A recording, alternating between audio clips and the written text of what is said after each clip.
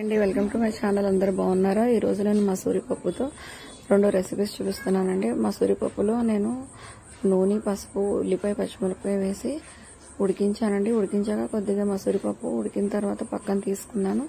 మిగతా పప్పులోని ఆనపకాయ ముక్కలు కోసి వేసేసానండి. ఆనపకాయ కూడా చలవ చేస్తుంది, మసూరి పప్పు కూడా ఎండాకాలంలో బాగా చలవ చేస్తుంది. ఈ 2 కాంబినేషన్. ఇందులో చింతపండు ఏమీ అవసరం లేదండి, ఇలాగే బాగుంటుంది. తాలింపు నెయ్యితో వేసేసుకుని ఉడికిన తర్వాత ఇలా పెట్టేసుకుంటే సరిపోద్ది. ఇది మట్టి కుండలో ఉండడం కూడా చలువు, మసూరి పప్పు చలువు, అలాగే ఆనపకాయ కూడా చలువుగా ఉంటుంది. ఇప్పుడు ఇలా రైస్లోకి కానీ చపాతీలో కూడా ఇలా బాగుంటుంది. కానీ ఉత్తి మసూరి పప్పు చపాతీలో కాంబినేషన్ బాగుంటుందండి. ఉడికిన మసూరి పప్పు తీసాను అన్నాను కదా, ఇది ప్లస్ కోడిగుడ్డు ఉక్కురు అంటారు కదా, అండా బుజ్జి, ఇది చపాతీలోకి 2 కాంబినేషన్ చాలా బాగుంటుంది. ఒకసారి మీరు ట్రై చేయండి. నచ్చితే లైక్ చేయండి, షేర్ చేయండి, కామెంట్ చేయండి. Thank you for watching. Bye.